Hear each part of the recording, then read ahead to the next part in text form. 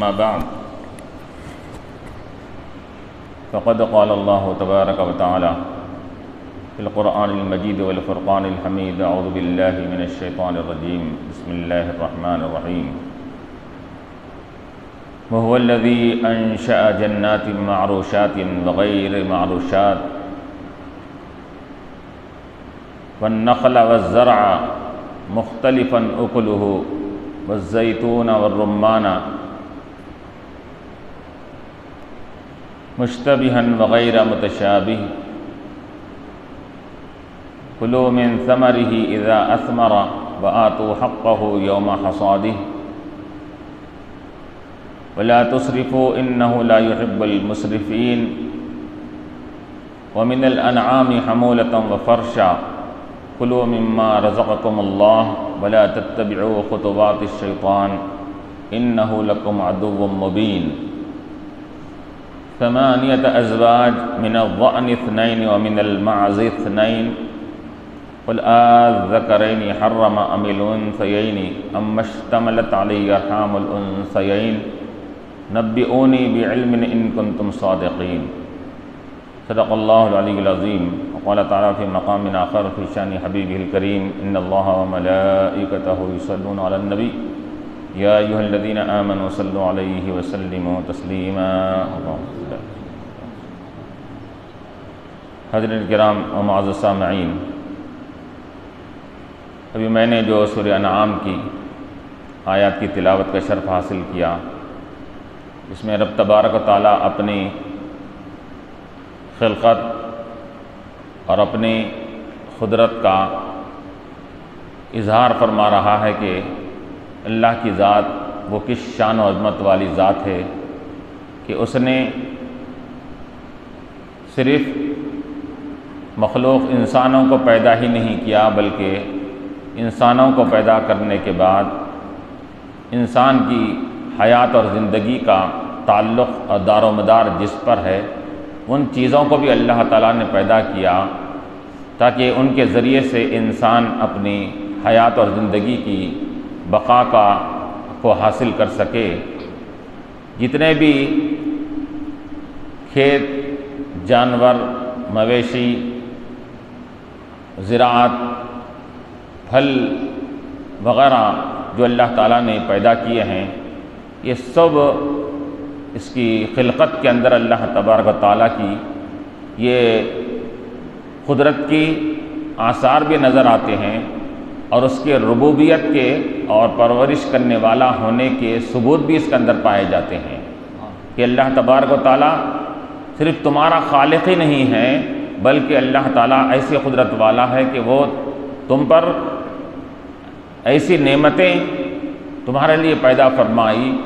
کہ جس سے تمہاری پرورش اور تمہاری زندگی گزارنا تمہارے لیے آسان ہو جائے۔ تو وہو الذی، وہی ذات ہے جو ذات قدرت والی بھی ہے اور خلقت اور پیدا کرنے والی بھی ہے، اور وہ ذات رب العالمین پالن ہار بھی ہے، پرورش کرنے والی ذات بھی ہے کہ تمہاری پرورش کے لیے اس نے کیا کیا چیزیں، کیا کیا نعمتیں تمہارے لیے مہیا کر کے رکھا ہے۔ انشأ جنات معروشات، کہ اللہ تعالیٰ کی ذات وہ شان و قدرت والی ذات ہے۔ علماء فرماتے ہیں کہ اللہ تعالیٰ نے قرآن کریم میں بندوں کو عبادت کے لیے، اطاعت کے لیے جو ابھارا جاتا ہے، بعض بندے دنیاوی نعمتوں کی وجہ سے ان کو ترغیب ہوتی ہے، تو اللہ تعالیٰ نے بعض بندوں کے لیے دنیاوی نعمتوں کا ذکر فرمایا، اور بعض لوگ اللہ کے خوف اور ڈر کی وجہ سے وہ جہنم سے بچتے ہیں، تو وہ اللہ تعالیٰ نے ان کے لیے جنت کی نعمتوں کا ذکر فرمایا کہ تم ہم سے ڈرو گے تو پھر تمہارے لیے جنت میں یہ نعمتیں ملیں گی۔ اور بعض وہ ہوتے ہیں، تو معلوم ہی ہوا کہ بعض لالچ سے اللہ کی اطاعت کرتے ہیں، بعض ڈر خوف سے کرتے ہیں، اور بعض اللہ کے خاص بندے صرف اس کی محبت کے لیے اطاعت کرتے ہیں اس کی۔ تو جہاں اللہ کی قدرت کی نشانیاں اور اس کے کرشمے ظاہر کیے گئے، یہ ان بندوں کے لیے جو اس کی ذات سے صرف اس کے لیے محبت کیا کرتے ہیں۔ اے لوگوں دیکھو ہماری ذات کی شان و عظمت والی ہے، ہماری ذات کو پہچانو کہ ہماری قدرت کے کیا کیا کرشمے ہیں، اس کو تم اگر جاننا ہے تو دیکھو، وَهُوَ الَّذِي أَنشَأَ، وہ ہماری وہ ذات ہے جس نے پیدا کیا، جنات، باغات پیدا کیے۔ اب جنت کو جنت کیوں بولتے ہیں؟ اسی وجہ سے وہ جنت بھی ایک باغ کا نام ہے،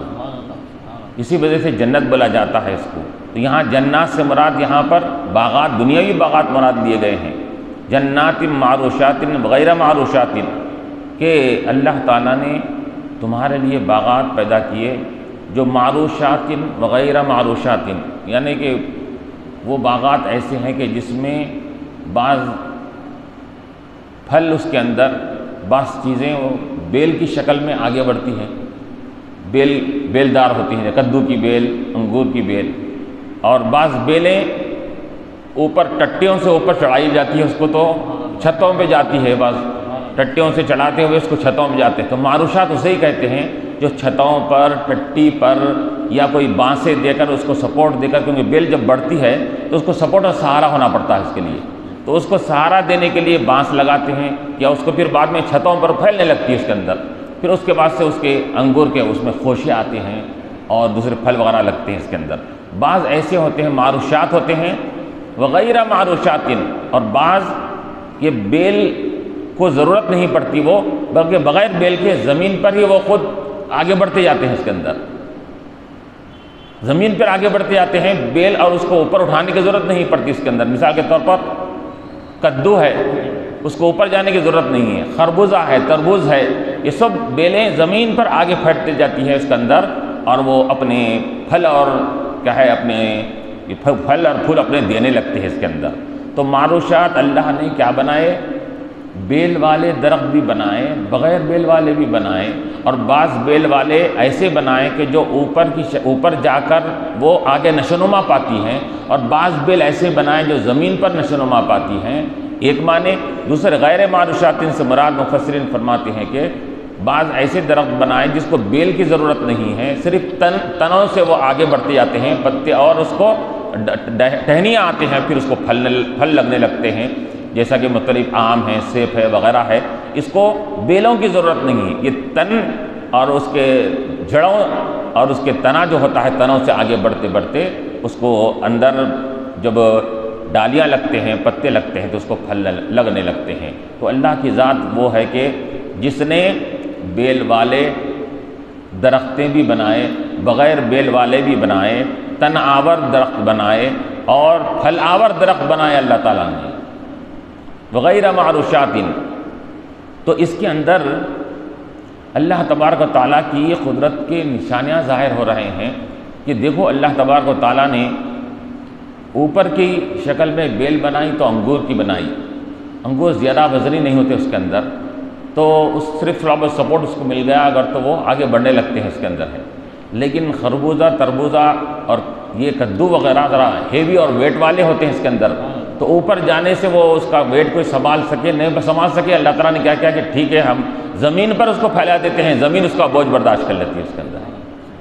تو غیر معروشات میں یہ بھی آتا ہے۔ اور پھر اللہ نے آگے ذکر کیا وَالنَّخْلَ وَالزَّرْعَ، اللہ نے باغات پیدا کیے، پھر اس کے بعد باغات میں سب آگے تھے اس کے اندر ہر قسم کے، پھر اللہ تعالیٰ نے کیا فرمایا کہ وَالنَّخْلَ، کھجور کے درخت بھی بنائے اللہ تعالیٰ نے۔ کھجور کے درختوں میں کو اللہ تعالیٰ نے خاص طور پر ذکر فرمایا، کھجور کا درخت بنایا۔ وجہ کیا ہے اس کی؟ تو علماء فرماتے ہیں کہ کھجور کے درخت کو خاص ایک عظمت اور فوقیت حاصل ہے اس کے لیے۔ کیوں؟ یہ کھجور کا درخت، یہ ایک تو یہ کہ اس کا تعلق حضرت آدم علیہ السلام سے بھی ہے۔ تو آدم علیہ السلام کو پیدا کرنے کے بعد جو مٹی کچھ بچ گئی تھی آپ کی، کچھ حصہ بچ گیا تھا، وہ بچی ہوئی حصے کی مٹی سے اللہ تعالیٰ نے کھجور کے درخت کو پیدا فرمایا اس کا۔ اور ایک تو یہ نسبت اس کو نبی سے حاصل ہے، دوسرے یہ کہ یہ درخت دوسرے درختوں کی طرح نہیں ہے، اس کو دیکھ بھال زیادہ کرنی پڑے۔ ایک مرتبہ جب انہیں بڑھ جاتا ہے تو پانی وقت پہ ملو نہ ملو، کھاد ڈالو نہ ڈالو، آگے بڑھتے رہتا اس کے اندر۔ وہ اللہ تعالیٰ کی قدرت کا اس کے اندر اظہار ہے اس کے اندر کہ بغیر پانی کے زیارہ ملے کہ کھاد ملے کہ کوئی اس کی دیکھ بھال کیے بغیر وہ درخت خود بخود اب آگے بڑھنے لگتا ہے، بلکہ یہاں تک کہ مورخین نے لکھا کہ حضور علیہ الصلوۃ والسلام کے زمانے کے لگائے ہوئے درخت بھی آج بھی عربستان میں پائے جاتے ہیں، اس کے اندر آج بھی پھل دے رہے ہیں اس کے اندر، اس زمانے کے درخت تھے۔ تو یہ کھجور کا درخت، یہ اس کی عمر بھی زیادہ ہوتی ہے اور یہ زیادہ اپنے نشو و نما میں کسی زیادہ چیزوں کا محتاج بھی نہیں ہوتا اس کے اندر کہ مجھے پانی دیا جائے فلاں دیا جائے اس کے اندر۔ اور تیسری وجہ سے اللہ تعالیٰ، اور دوسری بات علماء نے فرمایا کہ کھجور کا درخت کے اندر خصوصیت اس کی یہ ہے کہ یہ بطور غذا بھی کھائی جاتی ہے، اس کو کھایا جاتا ہے، بطور تفکر اور میوے کے بھی کھایا جاتا ہے، اس کو لذت کے لیے بھی کھایا جاتا ہے اور اس کو بطور غذا کے لیے بھی کھایا جاتا ہے۔ اس کے لیے دونوں کام دیتا ہے کھجور کہ اگر کوئی، بلکہ علماء نے لکھا کہ یہ عربستان کے لوگ تو دنوں تک خالی کھجوروں پر زندہ رہتے تھے، لوگ کھجور کی درخت ان کے پاس کثرت سے رہتے تھے، کھجور کھا لیے پانی پی لیے، کھجور کھا لیے پانی پی لیے، وہ کئی دنوں تک کھجور پر خالی زندہ رہتے تھے اس کے اندر ہے۔ تو کھجور یہ انسان کی زندگی کا ذریعہ بھی ہے، تو وجود اور حیات کے لیے کھجور کو کھایا بھی جاتا ہے اور بسا اوقات بطور لذت کے اس کو کھاتے ہیں۔ اب لوگ کھانا کھا لیے، اب میٹھا کھانا دل بولا 2-3 کھجور لے کے کھا لیے اس کے اندر، یہ بطور لذت کے کھا رہے ہیں۔ تو غذا کے طور پہ بھی کھایا جاتا ہے کھجور، لذت کے طور پہ بھی کھایا جاتا ہے کھجور۔ اور چنانچہ اللہ کے نبی علیہ الصلوۃ والسلام نے بھی اس کی فضیلت کے تعلق سے فرمایا کہ جس گھر میں کھجور کا درخت نہ ہو، حضور نے عرب والوں کو یہ دیا کہ جس گھر میں کھجور کا درخت نہیں ہوتا ہے تو وہ گھر والے بھوکے رہنے کا امکان ہے ان کا وقت پر آنے پر۔ کیوں؟ اگر کوئی چیز میسر نہ ہوئی تو کم سے کم ہمارے پاس کھجور کا درخت ہے، کھجور توڑ لیں گے کھا لیں گے اس کے اندر، کوئی نہ ملے کوئی بھی چیز نہ بھی ملے تو کوئی بات نہیں اس کے اندر۔ اگر وہ درخت بھی نہیں رہے گا تو اگر کوئی چیز وقت پر میسر نہ ہو تو پھر وہ گھر والے بھوکے رہ سکتے ہیں۔ تو حضور نے فرمایا کہ جس گھر میں کھجور کا درخت ہو وہ گھر والے کبھی بھوکے نہیں رہتے۔ تو اللہ تعالیٰ نے اس وجہ سے اس کا الگ سے ذکر فرمایا، وَالنَّخْلَ، کہ اللہ تعالیٰ نے کھجور کے درخت کو پیدا فرمایا، وَالزَّرْعَ، اور کھیتی باڑی اللہ نے پیدا فرمائی، کھیتی بنائی اللہ تعالیٰ نے کہ کھیت سے مختلف قسم کے اس میں اناج، غلات، ترکاری، سبزی، سب چیزیں اس کے اندر اللہ تعالیٰ اس سے نکالتا ہے۔ وَالزَّرْعَ مُخْتَلِفًا أُكُلُهُ، کہ ایسی باغات اور کھیتے بنائیں کہ جس کے لذت اور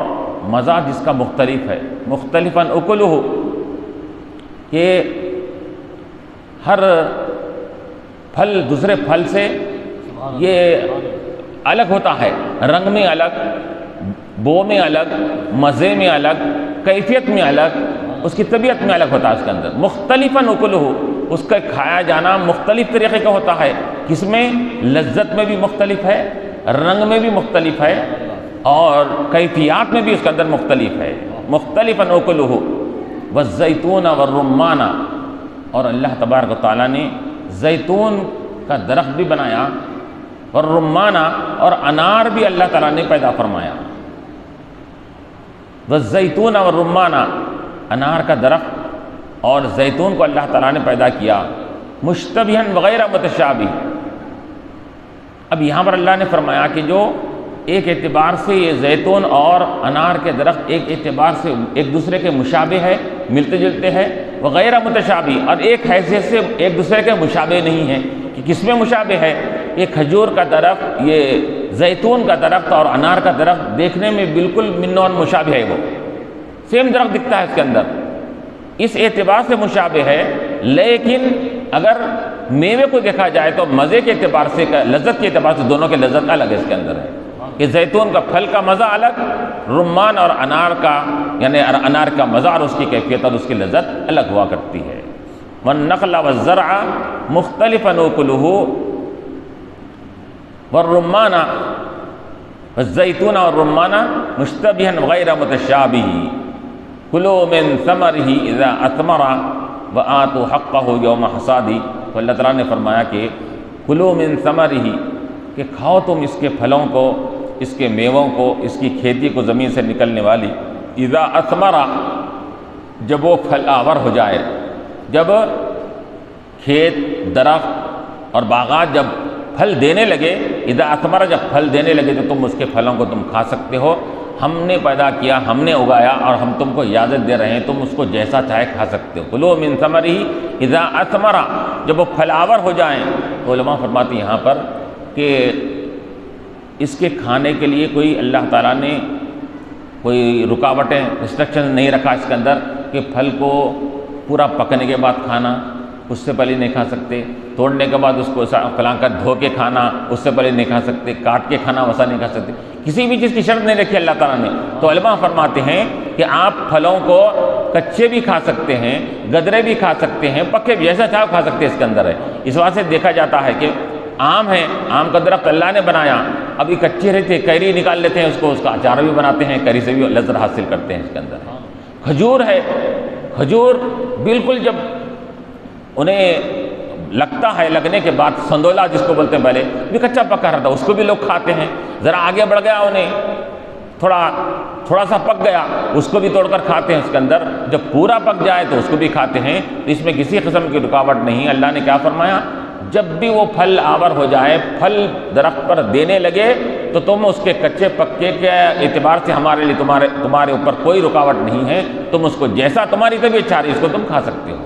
کلوا من ثمرہ اذا اثمر وآتوا حقہ یوم حصادہ، البتہ تم اس کے کاٹنے کے وقت میں، کھیتی کے کاٹنے، پھلوں کے کاٹنے کے وقت میں تم اس کا حق ادا کرو۔ تو اب اس کا حق کیا ہے؟ تو بتا رہے ہیں کہ جیسا کہ فقہ کا مسئلہ ہے اس کے اندر کہ جو باغات آسمانی پانی سے سیراب ہوتے ہیں تو اس کے اندر عشر ہوتا ہے، 10واں حصہ دینا پڑتا ہے، وہ زکوٰۃ جیسا مال میں ہوتی ہے، اسی طرح کھیتی باڑی میں یہ کیا ہے، عشر بڑھ تو 10%، 10واں حصہ یہ اسلام نے اس کو مقرر کیا ہے کہ وہ 10واں حصہ وہ اللہ کے راہ میں نکال دینا پڑتا تھا۔ جیسا کہ آپ کے پاس سونا چاندی مال ہے تو زکوٰۃ کے طور پر نکالتے ہیں، لیکن کھیتی باڑی میں جب کھیت پک کر جب لگنے لگے تو جیسا ہی کھیت کے کاٹتے ہیں آپ، کاٹنے کے ساتھ ہی جتنا کاٹے ہیں آپ اس کا 10واں حصہ آپ کو دے دینا پڑے گا۔ وآتوا حقہ یوم حصادہ، اب اس کے اندر مختلف کہ اگر آپ اپنے طور پر پانی سپلائی کر کے اس کو بہا رہے ہیں تو اس میں بیان کیا گیا کہ اس کے اندر 20واں حصہ ہے، کم لگے گا آپ کو کیونکہ آپ بھی کچھ محنت کر رہے ہیں۔ صرف آسمانی پانی سے اگر وہ کیا ہے وہ کھیتی اور پیداوار نہیں کر رہی تو اس میں 10واں حصہ دینا پڑے گا اس کے اندر۔ تو وآتوا حقہ یوم حصادہ، اس کے کاٹنے کے وقت، حصاد کہتے ہیں جب کاٹی جاتی ہے کھیتی، پھل وغیرہ جب کاٹے جاتے ہیں تو کاٹنے کے بعد جتنا پھل، ترکاری، میوے نکلتے ہیں اس کا 10% 10واں حصہ یہ اللہ کے راہ میں دے دینا یہ واجب و ضروری تھا اس کا۔ وآتوا حقہ یوم حصادہ، تو علماء فرماتے ہیں یہاں پر کہ زکوٰۃ کی طرح یہ بھی ایک ٹیکس ہے اسلامی حکومت میں، اور یہ غربا مساکین کے حق کے لیے اللہ تعالیٰ نے اس کو رکھا ہے اس کے اندر، جیسا زکوٰۃ غربا مساکین کا حصہ ہے، اسی طرح پیداوار میں بھی غریبوں اور مساکین کے لیے اس کو یہ حصہ 10% رکھا گیا ہے۔ لیکن زکوٰۃ اور اس کے اندر مختلف تھوڑا فرق پایا جاتا ہے کہ زکوٰۃ کے لیے 1 سال کا گزرنا ضروری ہے، اور پیداوار اگر کسی کے پاس اگر ترکاری ہے، پھل ہے، فروٹ ہے، میوے وغیرہ سال میں 2 3 مرتبہ آتے ہیں تو جتنے مرتبہ آئے اتنے مرتبہ 10% دینا پڑتا ہے اس کے لیے۔ جتنے مرتبہ آپ کے پاس وہ پیداوار نکلے گی اس وقت آپ کو 10% آپ کو دینا پڑے گا اس کے اندر۔ اور دوسری بات یہ کہ اس میں یہ کہا گیا کہ زکوٰۃ کے مال کے لیے یہ کیا ہونا، اس کے لیے بالغ ہونا اور انہیں عقل مند ہونا، عاقل ہونا، اس کے لیے وہ شرط نہیں رکھی گئی ہے، بلکہ اگر نابالغ بچے کا اگر کھیت ہے اس کے اوپر بھی عشر واجب ہوگا، 10% اس کے اوپر واجب ہوگا اس کے اندر۔ وآتوا حقہ یوم حصادہ، تو اس کے کاٹنے کے دن میں اس کا حق کو ادا کرو، یعنی غربا مساکین کا جو حق ہے۔ اب علماء فرماتے ہیں اس کے اندر ایک حق یہ ہوتا ہے کہ جو اللہ نے واجب کیا ہے، اور ایک حق وہ ہوتا ہے کہ جو بطور استحباب کے ہوتا ہے، مستحب ہے، کہ آپ کو اللہ تعالیٰ نے جب یہ پیداوار سے آپ کو بہرمند فرمایا اپنی قدرت کاملہ کے ذریعے سے، تو آپ کا کام یہ ہے کہ وہ عشر دو، اگر آپ کوئی اس ایسے مقام پر رہتے ہیں جو اسلامی حکومت نہیں عشر نہیں لے رہا ہے، تو کم سے کم آپ کا یہ حق ہے کہ غربا مساکین کا اس میں سے حق نکالا گا اس کا۔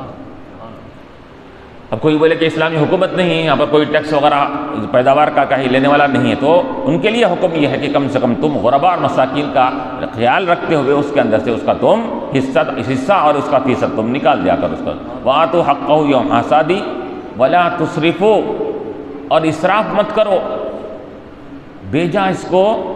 استعمال اور بیجا اس کو خرچ مت کرو۔ کیوں؟ اِنَّهُ لَا يُحِبُّ الْمُسْرِفِينَ، اللہ تبارک و تعالیٰ اسراف کرنے والے، بیجا فضول خرچی کرنے والوں کو پسند نہیں فرماتے۔ اب اس کے اندر آتا ہے کہ حضرت ثابت بن قیس رضی اللہ تعالیٰ عنہ حضور کے صحابی رسول ہے، ان کے پاس بھی باغ تھا، تو انہوں نے کیا کیا کہ جب باغ کی پیداوار اور کھیتی کٹ کر باہر آئی تو آپ نے پوری کھیتی غریبوں مساکین وغیرہ میں تقسیم کر دی، اور کچھ اپنے لیے باقی نہیں رکھا، گھر والوں کے لیے تک باقی نہیں رکھا۔ تو یہ آیت نازل ہوئی وَلَا تُسْرِفُوا، کہ ہم تم کو 1% ہم نے مقرر کیا تھا، 10واں حصہ دو، لیکن تم گھر والوں کا حق مار کر وہ دے رہے ہو، تو یہ بھی اسراف میں آتا ہے اس کے اندر، کیونکہ گھر والوں کا حق بھی رکھنا تمہارے اوپر ضروری ہے، گھر والوں کی کفالت اور ذمہ داری تمہارے اوپر رکھی گئی ہے۔ یہ آیت نازل ہوئی کہ وَلَا تُسْرِفُوا، کسی بھی معاملے میں، کہ حالانکہ اللہ کے راہ میں خرچ کرنے میں اسراف نہیں ہوتا، لیکن ایسا خرچ کے جس سے گھر والے بھوکے رہ جائیں تو اس کو اسراف میں آئے گا اس کے اندر ہے۔ تو اللہ نے فرمایا وَلَا تُسْرِفُوا، اس میں اسراف کر کے اپنے گھر والوں کو نقصان مت کرو، اِنَّهُ لَا يُحِبُّ الْمُسْرِفِينَ، اللہ اسراف کرنے والوں کو پسند نہیں فرماتا۔ تو ایک اسراف ہے کہ فضول خرچی، ایک بھی وہ بھی اسراف میں آتا ہے کہ جو ضرورت کے اوپر جتنا مال خرچ کرنا ہے اس سے خرچ نہیں کر کے اس سے زیادہ خرچ کر رہے ہیں، تو یہ بھی اسراف میں آتا ہے۔ اور ضرورت رہنے پر مال کو نہ روک کر پورا وہ خرچ کر دینا، وہ بھی اسراف میں آتا ہے اس کے اندر۔ تو اللہ تعالیٰ فرمایا لا تسرفوا انہ لا يحب المسرفین۔ اور 8 ازواج کہ اللہ تعالیٰ فرما رہا ہے کہ وَآتُوا حَقَّهُ يَوْمَ حَصَادِهِ وَلَا تُسْرِفُوا إِنَّهُ لَا يُحِبُّ الْمُسْرِفِينَ وَمِنَ الْأَنْعَامِ حَمُولَةً وَفَرْشًا۔ اور چوپایوں میں سے بھی اللہ تعالیٰ نے پیدا فرمایا۔ اب یہاں تک کھیتی باڑی کا ذکر تھا، پھلوں کا ذکر تھا، میووں کا ذکر تھا، اللہ نے یہ پیدا کیا۔ اب اللہ تعالیٰ فرما رہا ہے تمہارے غذا کے لیے ہم نے صرف کیا ہے اناج، غلہ، دالیں، ترکاری، میوے ہی نہیں پیدا کیے بلکہ گوشت بھی پیدا کیے تمہارے لیے۔ گوشت تمہاری مرغوب غذا ہونے کی وجہ سے ہم نے جانوروں کو بھی پیدا کیا۔ وَمِنَ الْأَنْعَامِ، چوپایوں کو بھی اللہ نے پیدا کیا۔ حمولتاً وفرشا، کہ بعض جانور چوپائے ایسے ہیں جو حمولتاً جن کے اوپر تم بار برداری کرتے ہو، سواری کرتے ہو، اس پر سامان لاد کر مختلف مقامات پر لے جاتے ہو۔ اب زمانے کی ترقی کی وجہ سے مختلف قسم کے وہ نئے سواریاں نکل گئی ہے، لیکن اس زمانے میں جو بھی ہوتا تھا، لوگ دور دراز بھی جاتے تو اونٹوں پر سفر کرتے تھے، گھوڑوں پر سفر کرتے تھے، اونٹوں پر سامان لاتے تھے، تجارت کے لیے جا رہے ہیں، تجارت کا مال لا رہے ہیں، سب اونٹوں وغیرہ پر یہ ہوا کرتا تھا اس زمانے میں۔ تو اللہ تعالیٰ فرما رہا ہے کہ ہم نے چوپائے بھی تمہارے لیے پیدا کیے، جس چوپاؤں کو حمولتاً وفرشا، کہ جو چوپاؤں میں بعض ایسے ہیں کہ جن کے اوپر تم سواری خود کرتے ہو اور اپنے سامان کو اس کے اوپر لاد کر مختلف مقامات پر لے جاتے ہو، امپورٹ ایکسپورٹ کے کاروبار کرتے ہو، تم جاتے ہو لاتے ہو۔ وفرشا، اور بعض بار برداری کے ہے، اور بعض جانور صرف جو ان پر نہ تم سواری کر سکتے ہو نہ تم اس کے اوپر بس سامان ڈال سکتے ہو، وہ صرف زمین پر رہنے والے چرنے پھرنے والے جانور بھی ہے۔ کون ہے وہ؟ بکرا، بکری، مرغا، مرغی وغیرہ ہے۔ تو اللہ تعالیٰ نے دونوں کو پیدا فرمایا کہ انعام چوپایوں میں سے بعض سواری کرنے والوں کو بھی بنایا ہے، اور جو صرف کیا ہے زمین پر چلنے والے ہوتے ہیں اس کے اوپر سواری تو نہیں کر سکتے، لیکن اللہ نے تمہاری غذا کے لیے ان کو پیدا فرمایا۔ اس کے اندر تمہاری غذا کے لیے کس کو پیدا کیا؟ بکرا، بکری، بھیڑ اور بھیڑا وغیرہ، یہ سب کیا ہے جانوروں کو اللہ تعالیٰ نے پیدا فرمایا اس کے اندر۔ اور یہ چوپایوں میں بھی سی، اب اس کے اندر بھی تم ان سے ڈبل فائدہ حاصل کرتے ہو، کہ چوپایوں سے تم اس پر سواری بھی کر رہے ہو، پھر اس پر سامان بھی لاد رہے ہو، وقت آنے کے اوپر جانور کو اونٹ ہو یا ہے اونٹ وغیرہ ہے تو اس کو کاٹ کے تم اس کو استعمال بھی کرتے ہو، اس کو غذا بھی بناتے ہو اس کے لیے، تو وہ سواری بھی بن رہا ہے، تمہاری غذا بھی بن رہا ہے یہ جانور۔ اور تو علماء فرماتے ہیں کہ یہاں پر کہ اونٹ ایسا جانور ہے کہ اگر ریگستان میں انسان کو اگر کھانے کے لیے اگر کوئی چیز میسر نہ ہو تو بطور غذا کے اس کو کاٹ کر اس کا گوشت کھا سکتے ہیں۔ اگر پانی نہیں مل رہا ہے تو اونٹ کو کاٹنے کے بعد اس کے پیٹ میں سے پانی کی تھیلی نکلتی ہے، وہ تھیلی کو نکال کر وہ پانی سے پانی بھی پی سکتے ہیں اس کے اندر۔ ایسا جانور ہے کہ مجبوری کے وقت میں غذا کا بھی فائدہ دیتا ہے اور پانی کا بھی فائدہ دیتا ہے اس کے اندر۔ کیوں؟ اس وجہ سے کہ آیا ہے کہ اونٹ کیا کرتا ہے، وہ پانی پیتا ہے تو اپنے اس کے اندر پیٹ کے اندر ایک اسٹوریج کی ایک کیا ہے تھیلی ہے بڑی، تو اس کے پی لیتا، اتنا پانی پی لیتا ہے کہ 8 دن تک پانی اس کو پینے کی ضرورت نہیں پڑتی اس کو۔ اس طرح سے ریگستان کا کیا بولتے ہیں اس کو، جہاز اور سوار کشتی بولتے ہیں اس کو۔ اب ریگستان میں پانی چپ چپ کہاں ملے گا اس کے لیے، نہ بھی ملے، غذا بھی نہیں ملتی اس کو، خاردار درخت کانٹے والے درخت ملتا تو اتنا معصوم جانور ہے وہ کانٹے والے درخت کھا لیتا ہوں، اور پانی کی تو ضرورت ہی نہیں ہے اس کو، 8 دن پانی کی ضرورت نہیں ہے، تو پانی پی کر اپنے لیے سٹور اندر کر لیتا ہے اس کے اندر۔ تو اس عرب کے لوگ اس وقت ایسا ہوتا تھا پانی کی ضرورت پڑتی کوئی بھی نہیں ہے، اونٹ ہے خالی، چلو یہ اونٹ کو کاٹو، اونٹ کو کاٹنے کے بعد کیا کرتے اس کا گوشت کھاتے، اس کا تھیلی نکلی تو وہ پانی اپنے پینے کے لیے استعمال کرتے تھے اس کا۔ تو اللہ فرما رہا ہے کہ وَمِنَ الْأَنْعَامِ حَمُولَةً وَفَرْشًا، کہ بعض جانور بالکل فرش سے لگ کر رہنے والے ہیں، چاہے بکرا بکری اور مرغا مرغی، تو ان جانوروں کو اللہ تعالیٰ نے اگرچہ کہ تم اس وقت سواری نہیں کرتے لیکن بکرا بکری وغیرہ کو تمہاری غذا کے لیے پیدا کیا، تمہارے فائدے کے لیے پیدا کیا۔ کُلُوا مِمَّا رَزَقَكُمُ اللَّهُ، کہ کھاؤ جو اللہ تعالیٰ نے تم کو عطا فرمایا ہے۔ یہ اوپر ذکر آیا پوروں چیزوں کا، باغات، میوے، کھیتی باڑی اور اناج غلہ، پھل فروٹ وغیرہ سب کا ذکر آیا، پھر جانوروں کا ذکر آیا کہ اس کے بعد اللہ فرما رہا ہے یہ سب چیزوں کو ہم نے تمہارے فائدے کے لیے پیدا کیا ہے، تم اس کا فائدہ بھی حاصل کرو، کلو اور کھاؤ مما رزقکم اللہ، جو اللہ تعالیٰ نے تم کو عطا فرمایا ہے ان میں سے تم کھاؤ، کلو مما، کھاؤ ان میں سے وہ جس کو اللہ تعالیٰ نے تمہارے لیے عطا فرمایا، تمہارے لیے حلال فرمایا ہے اس کے اندر۔ تو معلوم یہ ہوا کہ ہر سواری کیا جانے والا جانور حلال نہیں ہے، بعض سواری کیے جاتے ہیں لیکن حلال نہیں ہے، جیسا کہ مثال کے طور پر اب گھوڑا بھی مکروہ بلا گیا ہے اس کے لیے، اور اس زمانے میں گدھے پہ بھی سواری کرتے تھے، خچر ہے، خچر کے علاوہ گدھا ہوتا ہے جو گھوڑے گدھے سے مل کر بنتا ہے تو اس کو خچر کہتے ہیں اس کے اندر، تو وہ خچر پہ کرتے تھے، گدھے پہ بھی سواری ہوتی تھی اس زمانے میں، تو ہر سواری جس پر کی جائے وہ حلال نہیں ہے، گدھا تمہارے لیے حلال نہیں ہے، تمہارے لیے گھوڑا بھی مکروہ قرار دیا گیا ہے اس کے اندر، کیونکہ وہ جنگوں میں استعمال کیا جاتا ہے، وہ گھوڑا بھی تمہارے لیے جائز نہیں ہے، تو اونٹ جائز ہے تمہارے لیے سواری کرنے میں۔ تو مما رزقکم اللہ میں جو اللہ تعالیٰ نے تمہارے لیے حلال فرمایا ہے ان چیزوں میں سے، تو اب یہ تو جانوروں میں سے یہ حلال ہے، اسی طرح زمین پر چلنے والے جانوروں میں سے بکرا بکری مرغا مرغی وغیرہ ہے، اسی طرح ہر وہ جو چیر پھاڑ کر کے نہیں کھاتے وہ جانوروں کو جائز قرار دیا گیا ہے، جو چیر پھاڑ کر کے کھاتے ہیں، پنجوں سے شکار کرتے ہیں، دانتوں سے شکار کرتے ہیں، جس کو درندے کہا جاتا ہے، شیر ببر چیتا وغیرہ، یہ جانور تمہارے لیے جائز نہیں ہے، یہ بھی فرض سے لگے ہوئے ہوتے ہیں، لیکن ہر اس جانور کو تم نہیں کھا سکتے اس کے اندر، جن جانوروں کو اللہ تعالیٰ نے اجازت دیا ہے وہی جانوروں کو تم کھا سکتے ہو۔ اور اسی طرح پیداوار میں بھی ہر پیداوار، کھیتی پھل فروٹ تمہارے لیے جائز ہے، جب تک کہ کوئی ایسی زمین سے نکلنے والا کوئی ایسی چیز جو تمہارے لیے نقصان دہ اور زہر آلود اگر ہے تو اس کا استعمال تمہارے لیے جائز نہیں ہے، ورنہ فی نفس ہی جو زمین سے پیداوار ہو رہی ہے ہر پیداوار تمہارے لیے وہ جائز ہے تمہارے لیے، جب تک کہ اس کے اندر تمہارے لیے کوئی نقصان دہ کوئی چیز ہو یا اس کے اندر نجاست کوئی اس کے اندر پائی جائے تو اس کو استعمال تمہارے لیے جائز نہیں ہوگا۔ تو علماء فرماتے ہیں کہ اللہ تعالیٰ نے جو جو چیزیں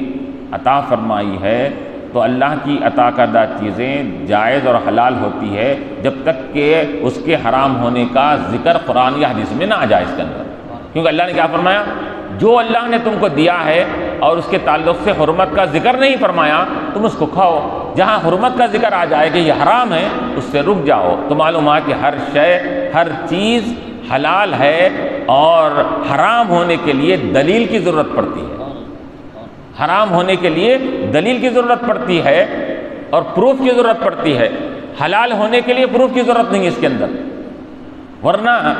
پھر علماء فرماتے ہیں کہ حلال کے لیے اگر پروف اور دلیل مانگیں گے تو پھر کتنے چیزوں کے لیے دلائل وہاں پہ پیش کرنا پڑے گا اس کے اندر، کیونکہ حلال چیزیں زیادہ ہے، حرام چیزیں کم ہیں، اس وجہ سے حرام کے لیے پروف اور دلیل کی ضرورت پڑتی ہے۔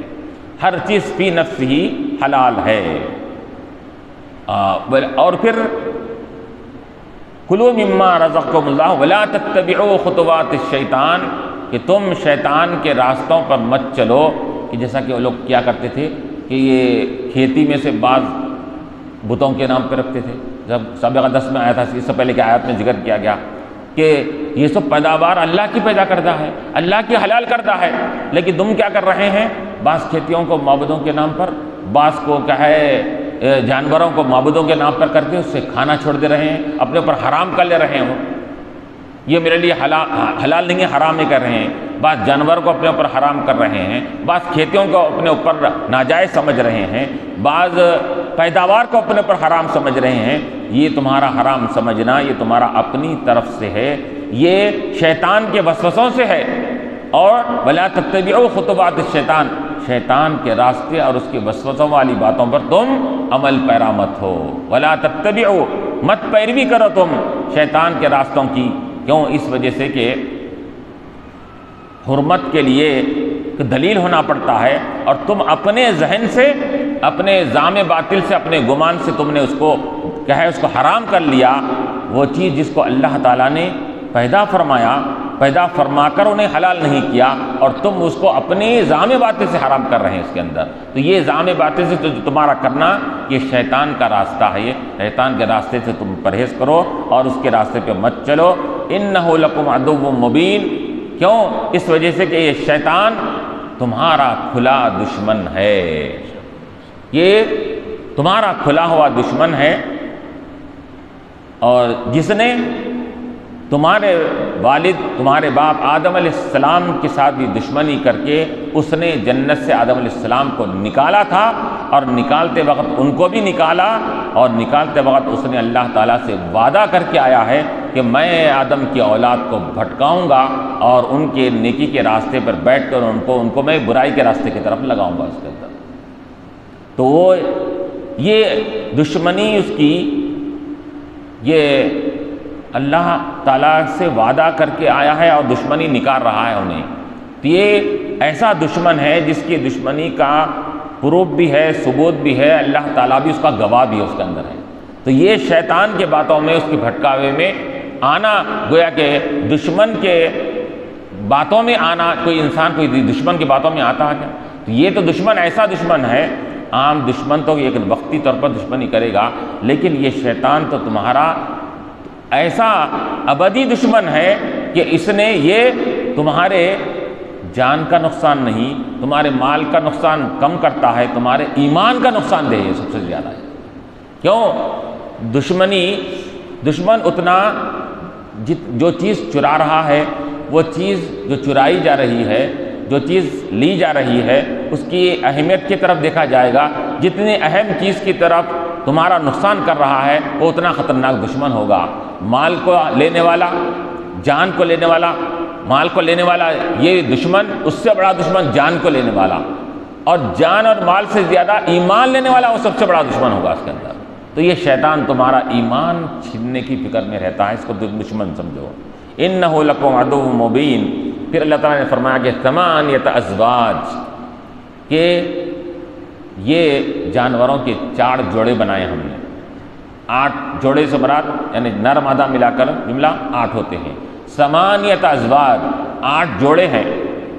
کس میں سے؟ من المعز اثنین من البقر اثنین ومن المعز اثنین، 8 ازواج کہ من البقر اثنین ومن المعز اثنین، بقر بولے تو گائے کے 2 نر مادہ، گائے بیل 2 ہو گئے، ومن المعز اثنین، بکری میں 2، بکرا بکری، ومن البقر اثنین ومن المعز اثنین قل الذکرین حرم ام الانثیین۔ اب یہاں پر آگے کی آیت میں اللہ تعالیٰ اور 2 کا ذکر فرما رہا ہے، اس کے اندر 2 کا ذکر فرمایا، آگے کی آیت میں 2 کا ذکر فرما رہا ہے کہ ومن الابل اثنین ومن البقر اثنین، مل کر ابل سے مراد اونٹ اونٹنی، گائے بیل، اور بکرا بکری، اور بھیڑ بھیڑا، بکری میں سے بھیڑ ایک ہوتا ہے، اس کی قسم کو الگ ذکر کیا گیا اس کے اندر، تو بکرا بکری بھیڑ اور اس کا نر بھیڑا جس کو بولتے ہیں وہ، یہ 4 ہو گئے، اونٹ اونٹنی 6 ہو گئے، اور گائے اور بیل جملہ 8 ہوئے۔ تو اللہ فرما رہا ہے کہ یہ 8 جوڑے ہم نے تمہارے لیے بنائے ہیں، اس کے اندر تم ان سے استفادہ بھی کر سکتے ہیں اور ان کا گوشت بھی کھا سکتے ہیں، اونٹ کا بھی، اونٹنی کا بھی، گائے کا بھی، بیل کا بھی، اور اسی طرح کیا ہے بکرا بکری، اور اسی طرح جو بھیڑ جو دمبا وغیرہ بولتے ہیں وہ، اور اس کا مادہ اور نر مادہ دونوں بھی اس کے اندر ہے۔ یہ جانوروں کو اللہ نے بنایا 8 ازواج، یہ 8 جوڑ 8 قسم ہے اس کے اندر۔ قل الذکرین حرم ام الانثیین، کیا مذکر کو یہ لوگ حرام کر رہے ہیں یا مؤنث کو حرام کر رہے ہیں؟ الذکرین حرم، کہ بتاؤ کہ اللہ تعالیٰ نے، یا تم اپنے اوپر حرام کر رہے ہیں اس کے اندر فلاں جانور ہمارے اوپر حرام ہے، بتوں کے نام پہ چھوڑ کے حرام بول دے رہے ہیں اس کے اندر ہے، تو یہ حرام کرنے کی وجہ کیا ہے بتاؤ اس کے اندر؟ الذکرین حرم ام الانثیین، کیا ان کے مرد ہونے کی بنیاد پر، نر ہونے کی بنیاد پر حرام ہیں، یا انثیین یا مؤنث ہونے کی بنیاد پر حرام ہیں؟ ام اشتملت علیہ حرام الانثیین، یا یہ مادہ کے پیٹ میں رہتے ہیں، پیٹ میں یعنی کہ وہ حمل والے ہونے کے جیسے حرام ہیں، کس بنیاد پر حرام ہے تم کہو اس کے اندر؟ کیوں اللہ تعالیٰ یہاں پر ان کو حرام کرنے کی علت ان سے مانگ رہا ہے؟ تم بتاؤ کہ وجہ کیا ہے؟ کیا مرد ہونے کے اعتبار سے ہے؟ ویسا بھی نہیں ہے۔ مؤنث ہونے کے اعتبار سے ہے؟ ویسا بھی نہیں ہے۔ کیا وہ مادہ کے پیٹ میں رہتے ہیں، حمل والے ہوتے ہیں، اس کے اعتبار سے حرام ہے؟ وہ بھی نہیں ہے۔ کیوں؟ مرد کے اعتبار سے تو تم بعض کھاتے ہو، بعض کو حرام کر رہے ہو۔ اگر نر اگر حرام ہوتا تو کل حرام ہوتا، انسا میں بھی بعض کو کھا رہے ہیں، بعض کو نہیں کھا رہے ہیں۔ جیسا کہ گائے کو آج کے زمانے میں بھی، آج کے یہاں کے مقام کے لوگ ہیں غیر مسلم، وہ گائے کو اپنے اوپر ناجائز بولتے ہیں، ماتا وغیرہ بولتے ہیں اس کے اندر ہے، تو جانور کے دوسرے مادے کو کھا رہے ہیں، اس کے مادے کو نہیں کھا رہے اس کے اندر، تو مادے ہونے کے بنیاد پر ہے تو پھر سبھی نہیں کھانا چاہیے، نر ہونے کے بنیاد پر ہے تو سبھی کو نہیں کھانا چاہیے اس کے اندر۔ اور اگر پیٹ سے پیدا ہونے والا ہے تو ہر جانور کا بچہ پیٹ سے پیدا ہوتا، کس بنیاد پر ہے؟ ام اشتملت علی ارحام الانثیین نبئونی بعلم، مجھے خبر دو، مجھے بتلاؤ علم کے ذریعے سے، دلیل کے ذریعے اللہ فرما رہا ہے، ان کنتم صادقین، اگر تم سچے ہو اپنے دعوے میں حرمت کے تو ہم کو اس کی دلیل دو، اور علمی بات کے ذریعے سے ہم کو بتاؤ اس کے اندر کہ وجہ کیا ہے اس کے اندر۔ کیوں کسی بھی چیز کو حرمت کرنے کے لیے کوئی اس کی دلیل اور اس کا پروف ہونا پڑتا ہے، اور علمی ٹھوس ثبوت کے ذریعے سے اس کو بولنا چاہیے اس کے اندر۔ نبئونی بعلم، مجھے علم کے ذریعے سے، یہ اندازے کی بنیاد پر، جاہلیت کی بنیاد پر، شیطانی وساوس کی بنیاد پر، آبا و اجداد سے یہ غلط طریقہ چلے آ رہا ہے، اس بنیاد پر حرام کر لینا یہ کوئی پروف نہیں ہے۔ یہ نبئونی بعلم، علمی دلیل دو، یہ حرام ہونے کی علمی دلیل دو۔ علماء فرماتے ہیں اس سے ہم کو یہ بات بھی ثابت ہو رہی ہے، کوئی بھی اگر یہ بول رہا ہے کہ یہ چیز حرام وہ چیز حرام، تو اس کو سامنے بولنا کہ پروف لاؤ، کوئی علمی دلیل لائیے، آپ یہ حرام ہونے کی قرآن کے لائیے، حدیث سے لائیے، کسی بھی ذریعے سے دلیل لاؤ تو اس کو یہ بولا جائے گا۔ اب لوگ مختلف طریقے سے، اب اہل سنت میں بات چیزیں جو رائج ہے اس کو، یہ حرام وہ حرام وہ حرام یہ حرام، ایک ایسا کہہ دیتے اس کے اندر ہے۔ تو یہاں پر اللہ تعالیٰ ایک، یہاں پر ہم کو نمونہ دے رہا ہے کوئی بھی اگر کسی چیز کو اگر حرام بول رہا ہے، 11ویں کا کھانا حرام، میلاد کا کھانا حرام، لا دلیل لا پھر اس کے اندر، فاتحہ کا کھانا حرام، سامنے رکھ کر فاتحہ دی جاتی ہے، وہ رکھ کر دی جانے والی وہ غذا اور کھانا حرام، اور اسی طرح مختلف قسم کی جو نیازیں کرتے ہیں، کنڈے حرام، فلاں حرام، محرم کا کھچڑا حرام، شربت حرام۔ تو وجہ کیا ہے اس کی؟ نبئونی بعلم، یہ صرف کسی ذات سے نسبت ہونے کی بنیاد پر اس کو حرام نہیں قرار دیا جائے گا۔ ارے معبودان باطل کی طرف منسوب ہونے والے جانور حرام نہیں ہوتے۔ اگر کوئی ہندو اگر کسی جانور کو اپنے اوپر حرام کر لے اور اس کو بولے کہ یہ بت کے نام پر ہے، بول دیا نہیں، بت کے نام پہ چھوڑ بھی دیا انہیں، لیکن اگر وہ جانور اگر کسی مسلمان کو ملا، وہ خریدا جانور، تو اس کے لیے بالکل حلال ہے، انہیں ذبح کر کے اسے کھا سکتا ہے اس کے اندر۔ تو بتوں کے نام پر چھوڑ دیا گیا، چھوڑے جانے کے باوجود بھی حرام نہیں ہو رہا اس کے اندر۔ یہ بتوں کے نام سے نسبت ہونے کے باوجود بھی وہ کیا ہے؟ حرام نہیں ہو رہا ہے۔ اور یہاں پر نیک لوگوں کے نام سے نسبت ہونے والوں کو یہ لوگ حرام قرار دے رہے ہیں اس کے اندر۔ اب دیکھیے ان کی عقلیں ان کے ٹھکانے لگی ہوئی ہے۔ نیک لوگوں سے جو نسبت جس چیز کو ہو جائے اس کو حرام قرار دے رہے ہیں۔ 11ویں کا کھانے کی نسبت غوث پاک سے ہے، میلاد کے کھانے کی نسبت حضور پاک علیہ السلام سے ہے، اور فاتحہ کسی بھی نام سے کسی دیتے ہیں، ہم بزرگوں کے نام سے دیتے ہیں، عزیز و قارب مرحومین کے نام سے دیتے ہیں اس کے اندر، اور کنڈے کی فاتحہ وہ بزرگ کے نام جو امام جعفر صادق کے نام سے دیتے ہیں۔ یہ بزرگوں کی طرف نسبت کی جانے والی چیزوں کو حرام قرار دے رہے ہیں، جبکہ اللہ تعالیٰ فرما رہا ہے اے وہ لوگوں یاد رکھو نسبت سے کوئی چیز حرام نہیں ہوتی، بت سے نسبت بھی ہو جائے تو وہ تمہارے لیے حلال ہے، انہوں اپنے اوپر حرام کر لیے ہوں گے اس کے اندر، لیکن تمہارے لیے حلال ہے تم اگر اس کو بسم اللہ اللہ اکبر پڑھ کر ذبح کرو گے اس کے اندر۔ تو یہاں بلکہ علماء تو یہاں فرماتے ہیں کہ جس کو اندر بدعقیدگی کا اس کے اندر مادہ پیدا ہو جاتا ہے، بدعقیدگی جس کے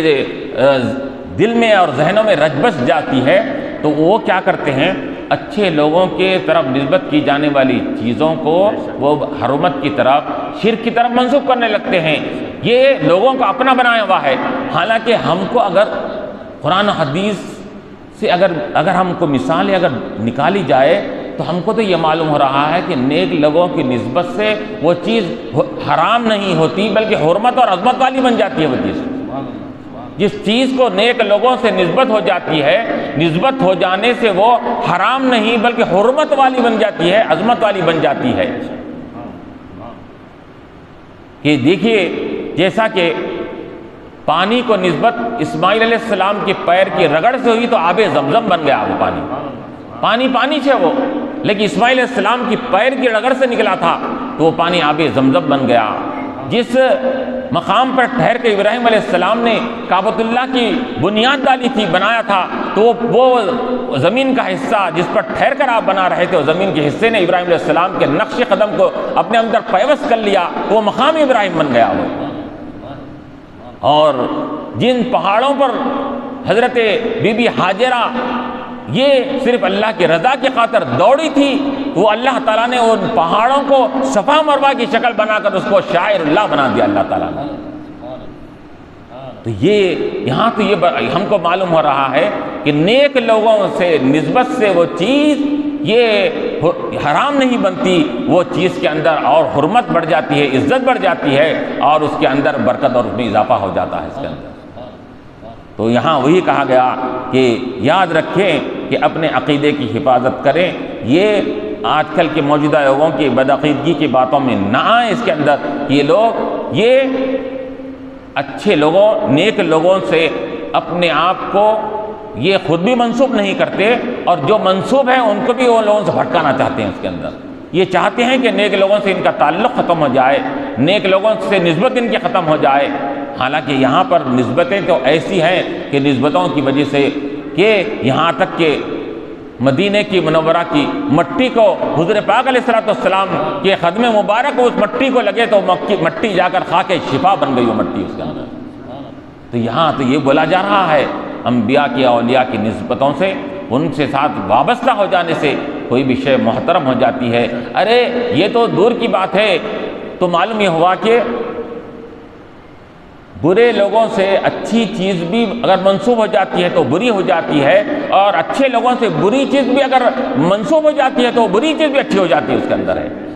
اصحاب کہف سے کتا جو برا ہے، حرام جانور ہے، اس کو لعاب ناپاک ہے، لیکن وہ کتا جب اصحاب کہف سے مل گیا، ان سے منسوب ہو گیا، تو اللہ تبارک تعالیٰ نے قرآن میں ذکر فرمایا، بلکہ یہاں تک کہ آیا ہے کہ ان سے وفاداری کا جو ثبوت اس نے دیا، ان سے جو منسوب ہو گیا، ان کی محبت اپنے دل میں رکھا، اللہ تبارک تعالیٰ اس کتے کو کل انسانی شکل میں جنت میں داخل فرمائے گا۔ تو ایک جانور بھی اچھے لوگوں سے اپنے آپ کو منسوب کر لیتا ہے تو وہ جانور بھی اللہ کے پاس معظم ہو جاتا ہے، عزت والا بن جاتا ہے۔ تو نبئونی بعلم ان کنتم صادقین، اللہ فرما رہا ہے ایسے لوگ نکلتے رہیں گے جو ہر جائز چیز کو اور ناجائز کہنے والے ہوں گے، تو تم ان کے سامنے یہی کہنا نبئونی بعلم، کہ بتاؤ مجھے، ہم کو لا کر کوئی علمی بات بتاؤ، علمی ثبوت دو تو ہم اس کو مانیں گے اگر تم سچے ہو۔ پھر اللہ نے فرمایا بعلم ان کنتم صادقین ومن الابل اثنین ومن البقر اثنین، وہی دو جانوروں کا ذکر آیا کہ قل اذکرین حرم ام الانثیین، بتاؤ کہ یہ ان کے نر ہونے کی وجہ سے حرام ہے یا اونٹ اور بیل وغیرہ یہ نر ہونے کی وجہ سے ہے یا مادہ ہونے کی وجہ سے ہے، یا ان کے اما اشتملت علیہ ارحام الانثیین، یا یہ مادے کے پیٹ سے پیدا ہونے کی بنیاد پر ہے، کوئی بھی نہیں ان میں سے کوئی وجہ بھی تم ذکر نہیں کرتے ہو۔ اما اشتملت علیہ ارحام ام کنتم شہداء اذ وصاکم اللہ بہذا، اللہ تعالیٰ فرما رہا ہے کہ بتاؤ کیا تم گواہ تھے اس وقت جب اللہ تعالیٰ تم کو یہ حکم دے رہا تھا کہ فلاں جانور حرام، فلاں چیز حرام، فلاں چیز حرام، تو اللہ تعالیٰ بولتے وقت تم اس وقت موجود تھے کیا تم؟ ام کنتم شہداء، کیا تم حاضر تھے وہاں پر کہ اللہ تعالیٰ کی حرمت کی چیز پر تم گواہ ہو؟ کیا وہاں تم موجود تھے؟ کیا تم کچھ بھی نہیں ہے۔ ام کنتم شہداء وصاکم اللہ بہذا، پھر اگر اللہ فرما رہا ہے یہ تو بات ہے ہی نہیں، تو پھر فمن اظلم ممن افترى علی اللہ کذبا لیضل الناس بغیر علم، کون سب سے اس سے بڑھ کر تہمت لگانے والا ہوگا؟ ممن افترى علی اللہ کذبا، جو اللہ تعالیٰ پر تہمت لگانے سے بڑھ کر کون زیادہ سخت ترین تہمت لگانے والا ہوگا؟ ایک انسان پہ تہمت ہوتی ہے، عام لوگوں پہ تہمت ہوتی ہے، ایک اللہ تعالیٰ پر تہمت ہوتی ہے، تو اللہ تعالیٰ فرما رہا ہے کہ اس سے بڑھ کر ظالم کون ہے؟ سب سے بڑا ظالم وہ ہے جو اللہ پر تہمت لگاتا ہے، اللہ جو چیز حرام نہیں بولا وہ حرام بول رہا ہے اس کے اندر، تو وہ سب سے بڑا ظالم ہے۔ لیضل الناس کیوں کہتا ہے؟ لیضل الناس بغیر علم، لا علمی کی وجہ سے لوگوں کو بھٹکا دینا، گمراہ کر دینا۔ لوگ بھولے بھالے ہیں، عوام الناس ہے، ان کو کوئی بھی بات بول دیے فوراً وہ باتوں کو مان لیتے ہیں، اس کے اندر قرآن میں ایسا آیا، حدیث میں ایسا آیا، بولتے وہ مان لیتے ہیں اس کے اندر ہے۔ تو جو چیز اللہ اس کے رسول نے نہیں کہی اس کو حرام کر کے یا لوگوں کو اس سے بھٹکا دینا، اللہ فرما رہا ہے کہ یہ سب سے بڑا ظالم ہے وہ شخص جو اللہ اس کے رسول کے طرف منسوخ کر کے کسی بھی چیز کو حرام کر کے لوگوں کو بھٹکا رہا ہے۔ لیضل الناس بغیر علم، اور ان اللہ لا یہدی القوم الظالمین، اور اللہ تبارک و تعالیٰ ظلم کرنے والے، کیوں؟ یہ تو اظلم ہے، سب سے بڑا ظالم ہے، عام ظلم کرنے والے کو اللہ تعالیٰ راہ راست پر نہیں لاتے، اس کو ہدایت نہیں دیتے، تو یہ سب سے بڑا ظالم اگر ہے تو پھر اس کو ہدایت کیسے مل سکتی ہے؟ اس کو راہ راست پر یہ کیسے آ سکتا ہے؟ لا یہدی القوم الظالمین، کہ اللہ تعالیٰ ہدایت نہیں دیتا یعنی اس کو صحیح راستے پر، راہ راست پر نہیں لاتا، ایک معنی ہے، یا جنت کا راستہ ایسے لوگوں کو نہیں بتاتا بلکہ اس کو جہنم کے راستے پر اس کو اللہ تعالیٰ لگا دیتا ہے۔ کیوں؟ یہ قوم ظالم، ظلم کرنے والی قوم ہونے کے لحاظ سے۔ وآخر دعوانا الحمد للہ رب العالمین۔